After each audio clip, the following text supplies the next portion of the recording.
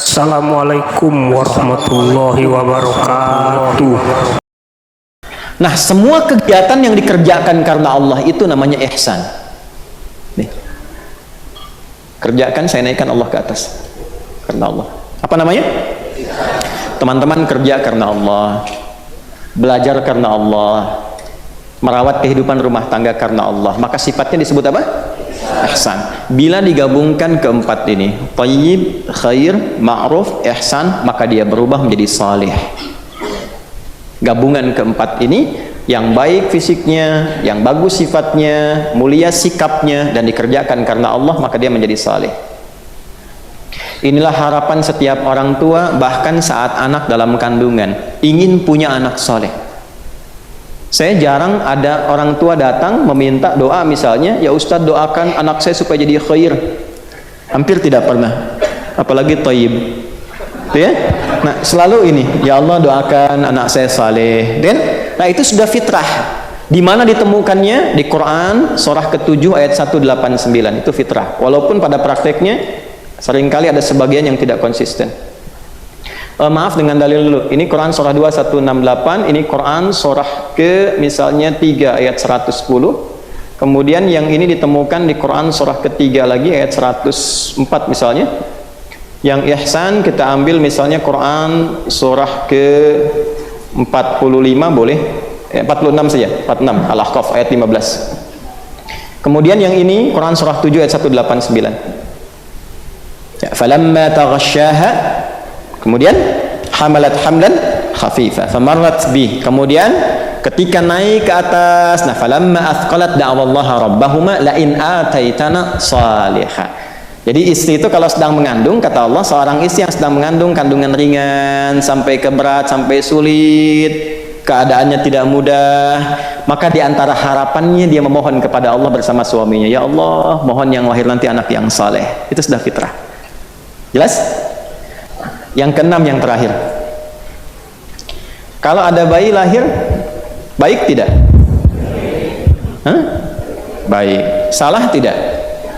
Tidak. Semua bayi yang lahir sifatnya punya fitrah. Kullu mauludin yuladu alal fitrah. Di antara makna fitrah itu al-muyul ilal haq, cenderung pada kebaikan. Makanya saking fitrahnya, dari rahim perempuan manapun orang itu suka. Dari rahim perempuan manapun ada bayi, ya, walaupun bukan anaknya, anak orang lain, ataupun anak orang beriman, tapi cenderung kita itu senang. Masya Allah lucunya, gitu kan? Ya Allah ngegemesin, ya, itu. Makanya kalau ada orang di kehidupan melihat bayi itu sebagai ancaman, itu sedang kehilangan kemanusiaannya. Jadi kalau ada orang membantai di Rafah, tak peduli itu bayi yang baru terlahir, itu sedang kehilangan kemanusiaannya. Karena sifat manusia itu standarnya pada yang fitrah. Itu hatinya kalau bersih dia, itu akan cenderung pada kesenangan, kebaikan. Nah, dalam perjalanannya apakah semua yang baik ini bisa dipertahankan? Belum tentu. Bayi lahir yang bersih, tangannya tidak pernah melakukan tindakan yang kasar, mulutnya tidak pernah mencela, tangisannya diperhatikan, tiba kemudian dewasa kok bisa lisannya bisa bertutur yang keliru, pandangan bisa menatap yang salah. Ya, pernah nggak terjadi demikian? Ya, nggak usah jauh-jauh, tunjuk kita saja diri sendiri masing-masing, ya kan? Nah, tapi kan ada masa-masa tertentu kita ingin berubah, kan?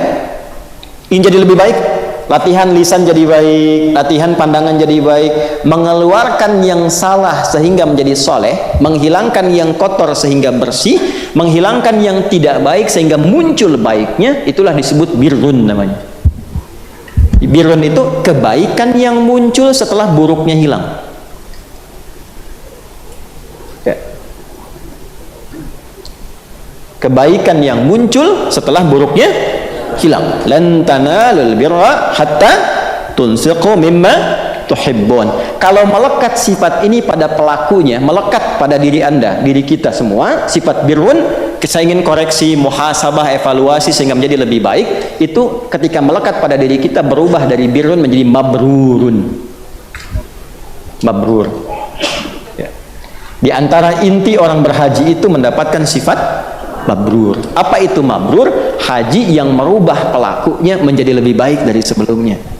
Itulah sebabnya jamaah haji itu datang ke Arafah, evaluasi, kenali Allah, kenali dirinya, apa yang kurang dari dirinya. Dari situ berangkat kemudian ke Muzdalifah, apa yang membuat jauh dari Allah, apa membuat hubungan kurang bagus, dilempar sifat-sifat gak baiknya, masuk ke Jamarat, ke Aqabah, lontar. Yang dilontar itu bukan tiangnya sebetulnya. Itu gambaran simbolisasi. Yang dilontar itu sifat-sifat buruk yang melekat pada dirinya. Ini saya Adi Hidayat nih, sifat saya begini. Bismillahirrahmanirrahim. Bismillahirrahmanirrahim. Sifat hewaninya. Karena itu tanggal 10 di sana melontar, tanggal di sini menyembelih hewan. Di tanggal yang sama 10. Dan doanya sama. Di sana Bismillahirrahmanirrahim, di sini Bismillahirrahmanirrahim. Gitu. Setelah itu menghadap ke arah kiblat, jangan dulu langsung berangkat yang mau haji. Menghadap dulu ke kiblat, doanya sama. Inni wajjahtu wajhiya lilladzi fataras samawati wal arda hanifan musliman wa ma inna salati wa nusuki wa mahyaya lillahi rabbil la syarika lahu wa bidzalika umirtu wa ana minal muslimin wa ana awwalul muslimin. Ya Allah, aku hadapkan diriku sepenuhnya padamu saat ini, Engkau penguasa segalanya. Sungguh ya Allah, selama ini kalau aku sholat, aku ibadah, aku berhaji, aku ibadah, aku hidup, aku lakukan berniat untuk menaatimu. Ya Allah, kalau aku hidup setelah ini, rubah kehidupanku menjadi lebih baik. Kalau aku wafat pun sekarang saat ini, aku berjanji ya Allah akan menjadi muslim yang baik untuk pulang kepadamu dan tidak akan pernah menyekutukan. Lahir sifat itu disebut birrun, melekat pada pemiliknya disebut mabrur. Karena itu hajinya oleh Nabi disandingkan dengan sifat mabrur, bukan orangnya. Ya, kalau orang menunjuk gelar, kalau sifat menunjuk amal. Karena itu hadisnya berbunyi al-hajjul mabruru, bukan al-hajj yang haji, bukan.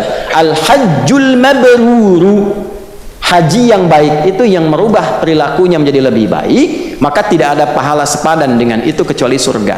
Kalau dia pertahankan sampai dia meninggal dan pulang. Ya, bukan haji, orang haji, karena ibadah nggak ada gelarnya. Tapi kadang Allah titipkan di lisan orang sekitaran untuk mengingatkan. Misal sudah selesai haji, ke imigrasi, nggak sabaran, marah, mana koper saya? Nah, orang Arab mengingatkan, ya haj, ya haj. Duhai bapak yang sudah haji, duhai ibu yang sudah haji, jangan tukarkan hajimu yang sudah baik dengan perbuatan yang tidak baik sehingga kehilangan jaminan surgamu. Itu maksudnya. Jadi bukan gelar, karena di Islam nggak ada ibadah pakai gelar. Kalau ada gelarnya, orang Islam akan paling banyak gelarnya. SHI, sholat haji infak. Karena itu kalaupun pulang haji biasa-biasa saja. Saya dengar cerita dari kawan saya, ada orang dari suatu daerah cerita aja, udah haji, satu-satunya yang haji di situ tuh, baru kembali. Nah, kadang-kadang memang pengen dilihat, ya kadang-kadang kan muncul di sinetron untuk digambarkan gitu ya. Kalau nggak dipanggil Pak Haji nggak nengok tuh, ya. Fulan jalan haji fulan, ya sudahlah sampai situ aja supaya nggak kemana-mana. Paham sampai sini? Nah, lihat sih ya, kenapa saya terangkan ini dari awal kitab Al-Bir. Tema saat ini akan berbicara tentang birrun, artinya mengolah salah menjadi saleh dan mewaspadai sesuatu yang dipandang sudah saleh jangan-jangan jadi salah. Paham? Oke, jadi pembahasannya akan seputar itu. Wasilah, menyambung hubungan dengan erat. Silah itu seakar dengan kata wasola, sesuatu yang tersambung dengan erat, sulit dilepaskan. Sifatnya disebut silah. Amalan yang melatih kita terhubung dengan Allah sehingga sulit dilepaskan, terhubung terus dengan Allah. Baik kita sedang berdiri, jalan ingat Allah, duduk ingat Allah, tidur ingat Allah, itu ibadah yang melatih kita terhubung pada Allah disebut salat. Karena itu disebut dengan doa. Kenapa disebut doa? Karena saat berdoa kita terhubung dengan Allah. Nah, ini yang dimaksud Quran surah keempat An-Nisa ayat 103. Fa idza qadaytumus salata fadhkurullaha qiyaman wa qu'udan wa 'ala junubikum. Kalau junubihim di Ali Imran, ya, ini yang An-Nisa. Junubikum. Kalau engkau tuntas mengerjakan salat, ciri berhasilmu itu, maka engkau bergegas berzikir pada Allah, menyambungkan, terkoneksi. Makanya saat sholat itu yang merasa kurang terkoneksi, habis sholat zikir lagi, membangun konektivitas supaya nyambung dengan Allah, ingat maksudnya. Itulah sebabnya kenapa kalimat pertamanya istighfar, astagfirullah. Kenapa istighfar? Karena saat seharusnya sholat itu terhubung, khusyuk ingat Allah, kadang-kadang yang diingat bukan Allah. Allahu Akbar, ingat kan? Yang diingat sendal aman tidak? Ya. Allahu Akbar, yang diingat kontroversi hukum musik gitu. Padahal sedang sholat. Ya kan? Repot tuh.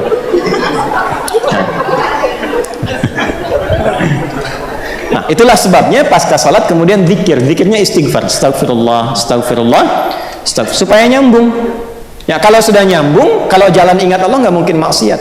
Antum keluar masjid pulang nih, ya, pulang dari sini keluar, kan ke masjid ini nggak pakai sandal kan, masuknya, ya, disimpan di luar kan. Nah, kalau keluar masjid ingat Allah, nggak akan tertukar sandalnya, karena ingat, tahu Allah menilai, melihat. Ini sederhana aja gitu kan.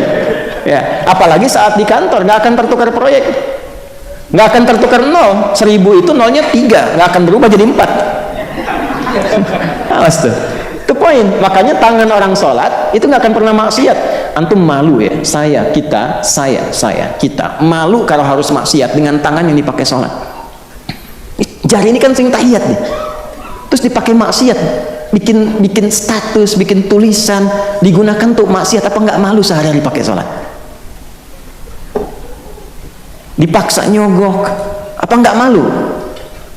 Biasa dipakai tahiyat, digunakan sholat, dipakai maksiat. Coba dipikir-pikir dulu. Ya. Kan teman-teman yang mimpin perusahaan, apa kalau ada yang nyogok-nyogok itu katakan, ya Pak, ini Pak ada proyek fee-nya 10 miliar Pak, Bapak berkenan tidak? Maaf ya, tangan saya, jari saya ini jari tahiyat, tidak akan pernah dipakai sholat, tidak akan pernah dipakai maksiat. Jari saya ini jari tahiyat, tidak akan pernah dipakai maksiat. Merasa nggak punya Allah tuh, kan dia malu sendiri. Balik lagi, Pak, naik Pak 20 miliar. Ya kan? Apa kamu nggak dengar, jari saya jari tahiyat, tidak akan pernah dipakai maksiat. Ini jari sholat. Tunggu sebentar, saya istikharah dulu. Masa. Nah, ini silah. Ada hubungan dengan Allah, ada hubungan dengan makhluk. Hubungan dengan makhluk itu contohnya di Quran surah keempat ayat 1. Ini sering digabungkan dengan Ali Imran 102 dalam pembukaan ta'lim. Ya. An-Nisa ayat 1. Ya ayyuhan nasuttaqu rabbakumul ladzi khalaqakum min nafsin wahidah wa khalaqa minha zawjaha wa batha minhuma rijalan katsiran wa nisaa. Hanya bunyi di akhir. Wa nisaa bunyi. Wattaqullaha alladzi tasaaluna bihi wal arham. Nih, arham itu kesini silah. Ya, jamak dari rahim. Makanya kita selalu membacanya silatur rahim. Silah. Berarti ada hubungan dengan manusia. Tema ini, topik ini akan membahas tentang sifat-sifat baik yang terhilangkan dari buruknya, atau sebaliknya, kebaikan yang dikalahkan oleh keburukan. Kemudian juga terkait pembahasan hubungan bila terkait dengan Allah atau dengan manusia, wal adab, etika dalam berperilaku. Adab dalam ibadah bagaimana? Ya, adab dalam menunaikan ibadah seperti apa? Adab dalam berinteraksi bagaimana? Nanti baru diisi dengan ilmunya. Jadi adab tidak akan terpisah dari ilmu. Adab itu bagian dari ilmu. Tapi bab yang pertama sebelum dimulai dengan bab ilmu-ilmu yang lain. Adab dulu baru kemudian ilmu yang lain. Makanya ada ungkapan al-adabu qoblal ilmi. Adab sebelum apa? Adab itu bagian dari ilmu. Bagian pertama dari bab ilmu itu adab. Jadi kalau ada orang merasa berilmu tapi tidak beradab, itu sama dengan dia tidak berilmu juga. Karena pondasi ilmu pertama itu adab. Itu pondasi pertamanya. Dan para ulama itu langka sekali belajar ilmu sebelum belajar adab. Itu pasti adab dulu. Ada ulama yang 20 tahun belajar adab dulu. 20 tahun, Anda bayangkan. Sehingga ketika khatam itu terjadilah akselerasi mendapatkan pengetahuan. Dia tahu cara minta kepada Allah bagaimana adabnya. Adab berdoa, adab datang ke majlis ilmu, adab menghormati syekh Allah, adab menghormati kawan-kawan, adab mempraktekkan ilmunya. Ketika itu dapat, maka yang lainnya itu akan turun cepat sekali, kadang-kadang dari sisi yang tidak kita duga. Paham sampai sini? Oke. Yuk. Subtopiknya tahrimu zulmi. Haramnya zulmun. Apa itu zulmun? Zulmun itu menempatkan sesuatu bukan pada tempatnya. Wad'u syai'in laisa fi mahalli. Ini gelas menampung air untuk minum. Gayung menampung air untuk mandi. Ada orang minum pakai gayung, mandi pakai gelas. Nah, itu zulmun. orang ini disebut zalim. Yang diharuskan birrun, salah hilang, soleh muncul. Ini terjadi sebaliknya. Yang solehnya hilang, yang salahnya muncul. Maka datanglah hadis ini untuk membentengi, kalau sudah berbuat soleh, jangan diperbanyak salahnya, supaya solehnya tidak hilang.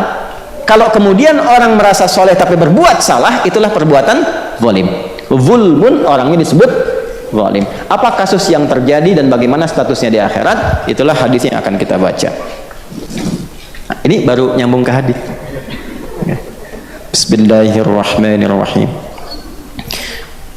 Kalau baca hadis, tolong rasakan ini Nabi sedang menasihati kita. Karena hadis itu kan kalamnya siapa? Ya, Nabi Muhammad Rasulullah SAW. Jadi Imam Malik itu kalau ngaji itu merasakan seperti halnya beliau itu sedang diawasi dengan hadis-hadisnya Nabi. Karena itu tampilnya pun berbeda. Ya. Untuk menghormati hadis sebagaimana beliau berhormat ta'zim kepada Nabi SAW. Kalau kita sedang baca Quran, rasakan Allah mengawasi kita, ayatnya untuk kita, itu rasanya akan lain. Bismillahirrahmanirrahim. Qala haddatsana, usahakan kalau belajar hadis pakai qala, karena bukan kita yang mendapatkan info ini, kita membacakan, kemudian dari bacaan itu dapat ke kita. Qala al-musannif rahimahullahu ta'ala haddatsana Qutaibah ibn Sa'id wa Ali ibn Hujr qala haddatsana Ismail wa huwa ibn Ja'far 'anil 'Ala an abihi an Abi Hurairah radhiyallahu ta'ala anhu. Ini hadis kan disampaikan oleh Imam Muslim. Imam Muslim enggak ketemu Nabi. Dari mana dapat hadis dari Nabi? Kan enggak pernah ketemu Nabi. Maka inilah keunggulan dalam Islam, ada rantai informasi yang tersambung ke Nabi dan itu diteliti setiap zamannya sampai ketemu orangnya sehingga terhubung ke Nabi. Maka Imam Muslim menerima hadis ini dari Qutaibah bin Sa'id dan Ali bin Hujur. Keduanya menerima hadis ini dari Ismail, yaitu Ibnu Ja'far. Ibnu Ja'far menerima dari Ala, Ala menerima dari bapaknya, bapaknya menerima dari sahabat Abu Hurairah radhiyallahu taala anhu. Abu Hurairah menerima dari Nabi sallallahu alaihi wasallam. Itulah keunggulan dalam Islam yang tidak ditemukan ya di keyakinan lain pada umumnya. Silahkan cek. Di Islam itu semua sanadnya, ada sanad, terkonfirmasi informasinya, terkonfirmasi panduan ibadahnya sampai ke sumber primer awalnya, dan tidak ada perubahan. Al-Quran sejak diterima Nabi sampai sekarang tidak ada perubahan. Ya, kalau tidak ada perubahan, itu menandakan ini bukan karya manusia. Tidak ada ejaan yang disempurnakan. Alif Lam Mim Nabi terima tetap sampai sekarang Alif Lam Mim, tidak ada ejaan yang disempurnakan.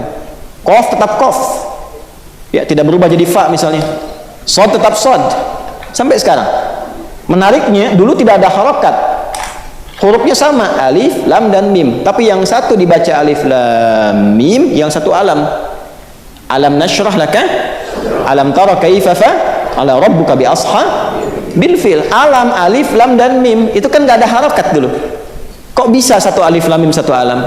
Kalau karya manusia nggak mungkin terpikir ke situ dan tidak ada perubahan. Nah, ketika kita belajar yang sama, ya disambung. Kamu dari siapa? Itu bisa diurut dalam Islam. Saya terima Quran dari sipulan sampai ke Nabi. Nabi mendapatkan dari malaikat Jibril dari Allah Subhanahu wa taala. Itulah sanad. Jadi terjamin otentisitasnya. Hadis juga demikian, ada sanadnya. Nah, salah satunya ini. Terputus sanad, maka bermasalah hadisnya. Jelas? Ya, ingat-ingat, terputus sanadnya, ada satu aja yang nggak diketahui, maka berpengaruh kepada kualifikasi hadisnya, validitas hadisnya jadi berkurang. Baik. Anna Rasulullah sallallahu alaihi wasallam qala, dalam satu kesempatan Rasulullah sallallahu alaihi wasallam pernah bersabda. Kesempatan yang dimaksud begini, kayak ngaji begini. Ada beliau Nabi sallallahu alaihi wasallam, ada sahabat-sahabatnya. Sifatnya dua. Ada ngaji serius, ada ngaji santai. Saya ulang ya, ada ngaji serius, ada ngaji santai. Jadi ketemu Nabi itu ya selalu ngaji. Ya, maksud saya begini, Nabi itu orang baik bukan? Baik. Soleh tidak? Pintar tidak? Usahakan kalau bergaul cari orang pintar dan soleh. Bukan hanya pintar tapi soleh. Dalam gaul santai pun dia pasti akan memberikan manfaat. Makanya pengakuan sahabat di hadis iman, Islam dan ihsan, kata Umar bin Khattab, itu hadis nomor 8 di Sahih Muslim, nomor 2 yang di Al-Arba'in. Ya, an Abi Hafs Umar bin Khattab radhiyallahu ta'ala anhu qala, "Bainama nahnu julusun 'inda Rasulillah sallallahu alaihi wasallam, ittala alaina rajulun syadidu bayadhi thiyabi syadidu sawadi sya'ri la yura alaihi atharu safari wa la ya'rifu minna ahadun fajalasa ila an-nabi sallallahu alaihi wasallam fa asnada rukbatayhi ila rukbatayhi wa wada'a kaffayhi ala fakhidayhi fa qala ya Muhammadun akhbirni 'anil Islam ila akhiril hadis. Paham? Tidak. Kata Umar bin Khattab radhiyallahu taala anhu, kami itu saat duduk-duduk santai dengan Nabi. Jadi duduk santai pun yang dicari Nabi. Duduk santai pun, karena tahu kalau duduk santai dengan Nabi, senyumnya itu tahu cara senyum yang baik gimana. Bercanda itu tahu cara bercanda yang baik bagaimana. Ada 165 hadis tentang canda Nabi. Bagaimana canda yang tidak mematikan hati. Bagaimana canda yang tidak dibuat-buat hanya sekedar orang ingin ketawa gitu. Itu ada dalilnya. Bab canda aja ada dalilnya. Bab mimpi ada dalilnya. Tuh komika yang ingin bercanda tuh, komika yang ingin bercanda. Cari 165 hadis Nabi itu. Ya. Itu indah sekali gambaran-gambarannya. Ya. Nah, kembali ke sini teman-teman sekalian. Dalam suasana inilah Nabi bertanya. Ini poin hadisnya. Atadrunal muflis? Atadruna mal muflis? Jangan salah baca, muflis. Atadruna, a-nya pakai hamzah. Istifham. Hamzah menggunakan istifham itu menunjuk sesuatu yang cepat. Ada a, ada hal. Awas, beda ya. Ada a, atadruna, atau yang kedua hal tadruna, itu beda. Makanya a sering pasangannya dengan am. A pasangannya dengan apa? Am. Hal dengan a bedanya, kalau hal itu umum, normal, biasa, bertanya biasa. Hal tadrunal muflis, tahukah kalian tentang muflis itu? Ini menunjukkan sesuatu yang pertanyaan biasa, standar. Tapi kalau sudah pakai a, menunjuk pada sesuatu yang ingin cepat diketahui, sesuatu yang penting, sesuatu yang harus segera kita ketahui. Nah, kalau diterjemahkan begini, atadruna mal muflis, tahukah kalian? Ayo cepat, tahu nggak kalian? Kan sesuatu yang penting yaitu tentang muflis, al muflis. Ya. Muflis itu artinya orang bangkrut. Bangkrut itu kehilangan asetnya, kehilangan harta, kehilangan yang bernilai pada dirinya. Qalu, kemudian mereka menjawab, mencoba untuk menjawab. Al-muflisu fina man la dirham lahu walal mata'. Al-muflisu fina ya Rasulullah, orang bangkrut menurut kami itu man la dirham lahu, orang yang sudah tidak punya uang sedikit pun. Dirham itu dari mata uang yang paling kecil, yang besarnya dinar. Man la dirham lahu, orang yang sudah tidak ada uang sedikit pun, sepeser pun, wala mata', dan tidak punya aset. Bapak punya perusahaan, asetnya banyak, uangnya banyak, tiba-tiba semua hilang, uang hilang, aset hilang, bangkrut kan namanya? Saya tanya, jawaban ini logis tidak? Baik, tapi Nabi diutus untuk dunia atau akhirat? Jawaban sahabat sifat dunia, maka jawaban Nabi ingin menunjukkan sifat akhirat. Kalau dunia, asetnya aset dunia dan tidak abadi. Anda sekarang kaya, meninggal hilang kaya. Sekarang yang dipunya masuk ke alam kubur saja lepas semua. Silakan pakaian sebagus-bagusnya masuk ke alam kubur, cuma kafan 2 kain. Yang perempuan tambah 1 ya Bu, kerudung. Yang jilbab tambah. Saya ingatkan dari sekarang supaya nggak lupa. Ya, jadi maksud saya begini, jangan sampai hidup nggak pakai kerudung, pas meninggal dikerudungin gitu. Ya, ini pengingat saja, pengingat. Ya, supaya malaikat nanti tidak bingung lihatnya. Perasaan dulu nggak pakai kerudung, kok sekarang pakai gitu. Nah, ayo, kan repot jawabnya tuh. Maaf ya. Ya. Nanti lain waktu kita bahas pakai kerudung, ya, insyaallah. Contoh, itu contoh. Nah, bagaimana dengan sifat akhirat yang dimaksud bangkrut itu? Lalu Nabi menjawab. Nah, ini perhatikan jawabannya. Ini adalah hal terpenting dari apa yang kita bahas saat ini dan menjadi problem kita sekarang. Faqala ay qala Rasulullah sallallahu alaihi wasallam, maka Nabi sallallahu alaihi wasallam memberikan klarifikasi, bukan itu yang dimaksud. Innal muflisa min ummati. Maaf, saya terjemahkan pakai kaidah bahasanya ya, supaya lebih kuat pemahamannya. Innal muflisa, inna harfu nasbin wa tawkidin tansibul isma wa tarfa'ul khabara mabniyun 'alal fathi la mahallahu minal i'rabi. Al muflisa ismul inna mansubun wa 'alamatu nasbihi fathatun dhahiratun fi akhirih wa tanwinuhu mahdhufatun lidukhulil alifi wal lam 'alaihi. Inna harfun nasab. Nasab itu kalau di gramatikal standar menjadikan kalimat setelahnya harokat fathah. Misal, inna ada insan, innal insana, enggak u enggak i. Inna ada muslim, innal muslima.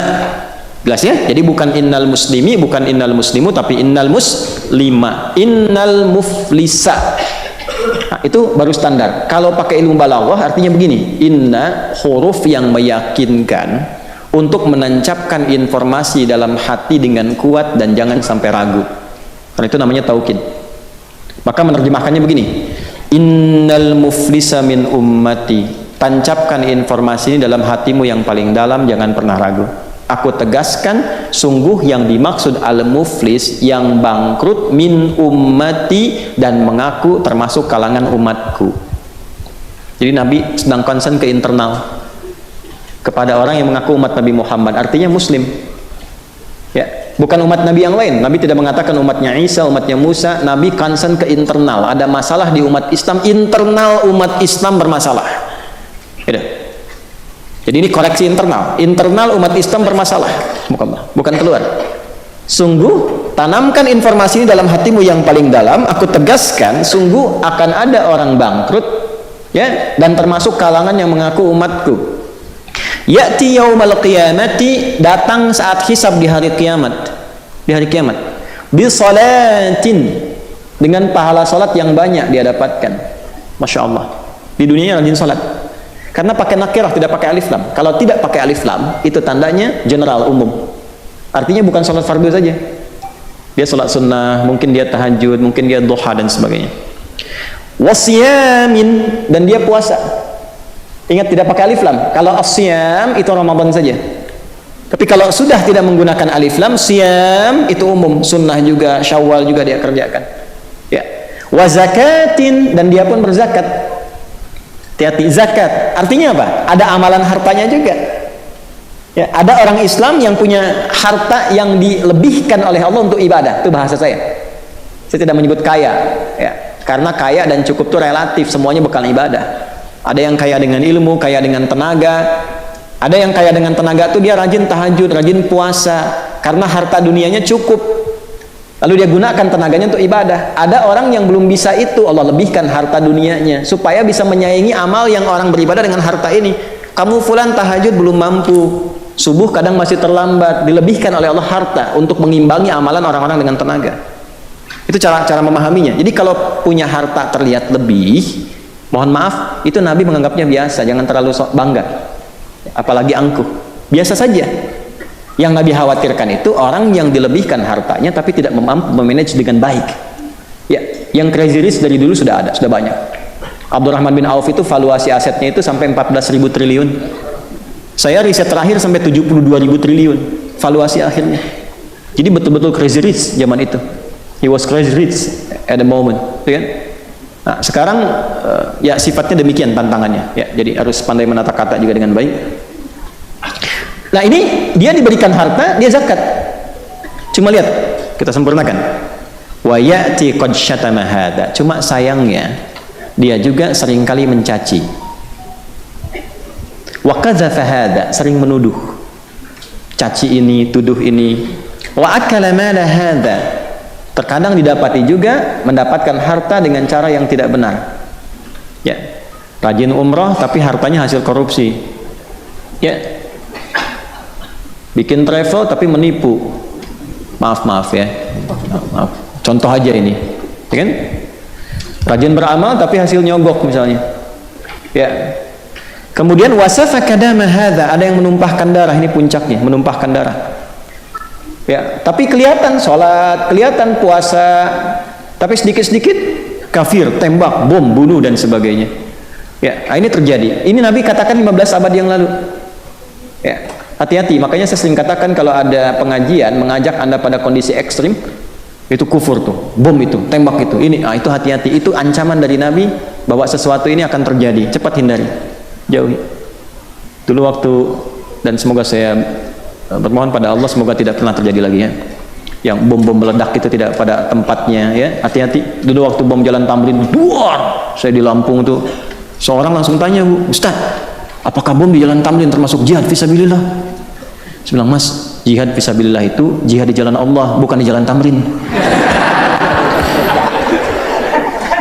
wa safaka dama hadza, dan dia senang menumpahkan darah, wa daraba hadza, dan senangnya berselisih, senangnya ribut, bikin gaduh, ribut, selisih, gaduh, kelahi dan sebagainya. Ya. Ada nggak itu? Coba pikirkan lu, ada nggak? Padahal boleh jadi sholat orangnya, boleh jadi ngaji, ya, boleh jadi juga ngajinya Quran, belajarnya sunnah. Ya, makanya saya sering katakan pada teman-teman yang belajar dengan saya tidak akan pernah menganggap murid yang belajar, yang pelajaran itu hanya digunakan sebagai peluru untuk menjatuhkan, mencela orang. Saya tidak akan akui. Nih, makanya babnya adab. Kenapa? Karena rasa sayang saya kepada teman-teman, rasa cinta pada apa yang Nabi pernah sampaikan. Kalau kita khatam ngaji hadisnya, kita mengerti, oh ada batasan-batasan di sini. Ketika Anda sholat, Anda ngaji, Anda ikut taklim, tapi saat yang bersamaan perilaku ini muncul, resikonya apa? Perhatikan baik-baik. Fayu'ta hadza min hasanati wa hadza min hasanati. Maka dihadirkanlah yang baik-baik tadi pahalanya. Ini pahala sholat, ini pahala puasa, ini pahala zakat. Setelah ditimbang dalam hisab, kemudian yang terjadi, perhatikan kalimatnya. Fa in faniyat hasanatuhu qabla an yuqda ma 'alaihi. Maka yang terjadi, yang baik-baik ini, yang sholat, yang puasa, yang zakat, ditutupkan kepada yang buruk-buruk tadi, ditransferkan kepada orang yang zalim. Contoh, si fulan sholat, saat yang bersamaan dia pun mencela, itu pahala sholatnya langsung ditransferkan pada yang dicela, otomatis. Nanti saat hisab diperlihatkan, nih kamu sholat ya, tapi kamu celak si fulan, pahala sholat kamu dipindahkan pada yang dicela itu. Kamu pernah zakat ya, tapi kamu tuduh si fulan, nih zakat kamu langsung diberikan kepada yang dituduh itu. Seketika pindah. Fa in faniyat hasanatuhu, maka jika habis modal baiknya, tapi masih tersisa, menuduh misalnya, bikin fitnah misalnya, tersisa, maka keburukan orang yang dituduh itu diambil keburukannya, ditimpakanlah kepada orang yang tadi. Ini X, ini Y, kebaikan X sudah habis, lalu masih ada dosa fitnah, maka keburukan yang ada di B diambil, ditimpakanlah kepada X ke sini. Nah, itulah muflis. Faturiha finnar, maka dia masuk neraka karena jejak-jejak yang tampak pada dirinya saat dihisab, ada jejak keburukan yang terambil. Nah, makanya Ibnu Daqiq Al-Id itu punya pesan, hati-hati kalau bicara tentang orang itu kecil kemungkinan aman. Yang aman itu cuma dua, qudat dan muhaddits. Ahli hadis yang harus memverifikasi hadis, makanya ada kitab jarah wa ta'dil. Yang kedua qudat, hakim, karena hakim itu mesti mengungkap. Tidak ada bab, maaf sekali lagi, tidak ada bab gibah dalam mahkamah. Kalau tidak, nanti pengadilan gak akan berlangsung. Menurut saudara saksi, bagaimana terdakwa itu? Maaf Pak Hakim, gibah gak boleh. Gak bisa. Tapi di luar itu jatuhnya cuma dua. Kalau bukan gibah itu fitnah. Kalau benar menjadi gibah, kalau salah menjadi fitnah. Itu poinnya. Nah, maka pembahasan kali ini hadirnya di hadis Muslim, kualitas hadisnya sahih, ingin memberikan pesan kepada kita. Dalam Islam itu, ketika seseorang masuk Islam disebut Muslim, tunduk patuh pada Allah, maka ukuran pertama yang terjadi pada dirinya adalah merubah dirinya menjadi lebih baik. Bukan memperbaiki orang dulu, merubah diri menjadi baik. Contoh begini, kita sholat, apa fungsi sholat? Inna sholata tanha anil fahsya wal. Nah, merubah perilaku diri kita supaya menjauh dari fahsya dan mungkar. Fahsya itu apa? Keburukan yang bersumber dari syahwat, pornografi, porno aksi, LGBT, fahsya. Mungkar, keburukan yang bersumber dari nafsu perut dan akal. Ya, mohon maaf, merampok, mencuri, membunuh, termasuk yang tadi disebutkan itu mungkar, karena hati kita mengingkari. Maaf, ketika mencela seseorang, hatinya mengingkari nggak? Pasti mengingkari. Walaupun mulutnya itu mengatakan, hatinya mengatakan itu nggak betul. Berat keluar itu. Kalau ringan berarti hatinya masalah. Jelas nggak? Nah, itu poinnya. Sholat, baca Quran, antum ngaji nih. Ayo yang mengatakan Quran. Ini kan sunnahnya. Quran, apa ukuran berhasilnya berinteraksi dengan Quran? Coba lihat, ternyata bukan banyak juznya. Ini jangan disimpulkan kalau hafal 30 juz itu berhasil dalam pandangan Allah, belum tentu. Perhatikan, Allah sendiri yang mengatakan di surah Fatir, surah 35, ayat 32. "Tsumma awrasnal kitaba alladzina istafaina min ibadina faminhum zalimun li nafsihi zalim wa minhum muqtasid Wa minhum sabiqun bil khairati biiznillah. Dzalika huwal fadlul kabir. Ada golongan orang yang mendapatkan Al-Quran, anugerah dari Allah, bahkan sampai hafal 30 juz. Cuma sayang, satu, zalimu li nafsi, dia tidak menggunakan Quran pada tempatnya, zalim. Dia hafal ayat larangan untuk mencela, dia cela. Dia hafal ayat larangan untuk gibah, dia gibah. Zalim. Muktasid paket hemat, baru menghafal, mojok-mojok cirinya, dekat-dekat dinding, nyandar-nyandar, diminta jadi imam belum. Saya masih belajar pak. Itu muktasid, paket hemat untuk pribadi. 3, wa minhum sabiqum bil khairat. Makanya saya terangkan khair di awal. Al-Quran merubah dia bersifat lebih baik. Itu poinnya. Jelas di sini? Nah, maka dari itu, apapun itu ilmu yang kita pelajari, jangan sampai semua ilmu itu ketika diamalkan menjadi resiko berbahaya saat kembali kepada Allah di akhirat nanti, karena tanpa terasa hilang. Wahum yahsabuna annahum yuhsinuna sunnah. Annahum yuhsinuna sunnah. Ada orang-orang yang merasa telah berbuat baik padahal sedang kehilangan amal baiknya. Itu yang berbahaya. Jelas sampai sini?